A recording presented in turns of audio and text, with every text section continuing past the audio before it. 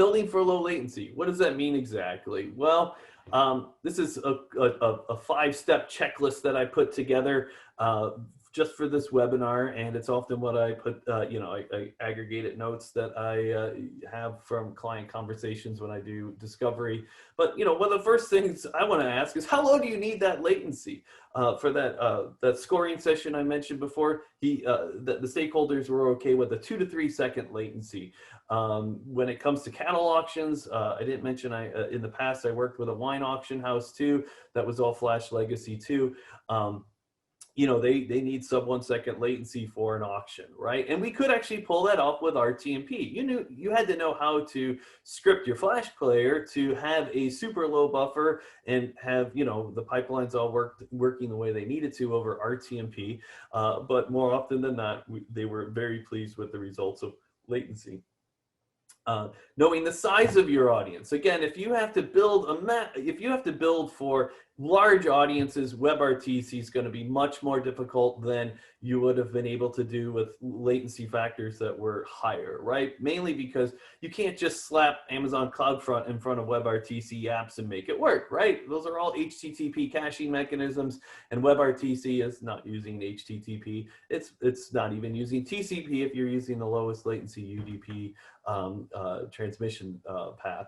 How often are you going to be broadcasting? I have lots of clients, that athletic competition I just referenced before, it only had to run for a weekend. So, we could do a whole lot on the cloud that was very temporary, and, it was going to be torn down as soon as we were done with it. So, how often, and again, that plays into licensing. If you're going with cloud platforms with WebRTC, if you're paying by the minute, or by bandwidth, whatever their metric is for billing you, that's going to be an important consideration.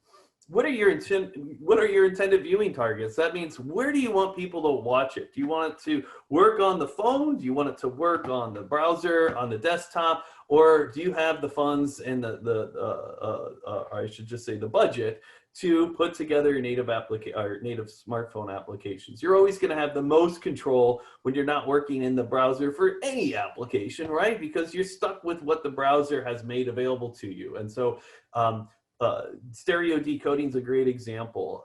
Last I checked, and again, this stuff changes every day, Firefox is the only browser that can decode stereo audio channels in WebRTC, and that was a bit of a problem for that musical scoring client that I mentioned earlier, because high quality audio that's running stereo is super important. And so, if we're driving people to an experience that's browser-based, then we're back to this equation of best experienced with or only experienced with Firefox, right? And I have another client that has basically tailored all of their WebRTC offering to Chrome. So if you go there without using Chrome, you're going to get a big warning saying, hey, come back, use Chrome, and everything will go as expected.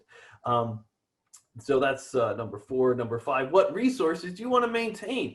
Again, this is a conversation that I find stakeholders at companies that come to me, and this usually happens. I think I wrote a column about this this year. Eric can maybe refresh my memory, but where I talk about the single stakeholder mentality, right? I have had more than a few projects where there's a CEO of a smaller company, or maybe even came from a bigger company, made a lot of money in some organization that they started, some product, and now they're switching gears. They want to test the waters with something that might be real time and involving WebRTC or whatever tech stack they need.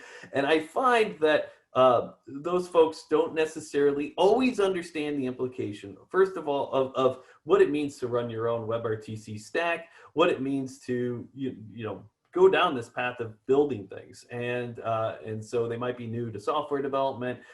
They don't have the proper project management resources. This is all important because when you're trying to build costs, trying to put budgets together that go along with a roadmap. I have to deal with these stakeholders that these stakeholders that want to own that architecture, right? They don't want to use a cloud platform and pay by the minute because somehow that's perceived as being more expensive. How am I going to offer free? Like if I want to have a free version, like Zoom has free, every service out there has some free version. They have a freemium model, right? You can use it free for like a Zoom call. I think you can still use for 45 minutes or 40 minutes, and then it cuts you off. They want you to pay after that, right? And so they have this sense of like that their own infrastructure isn't going to cost them anything. Well, that's something you got to talk about and dismiss right away, right? Because running your own architecture 24/7 and having support staff for that is not for the faint of heart, and you need budget to support that. And that's where cloud offerings can help with that. Millicast is here as a sponsor. Frozen Mountain with Live Switch. There's there's TalkBox, or Vonage TalkBox. But anyway, there's lots of offerings out there when it comes to cloud platforms, and they should all be on the table, right?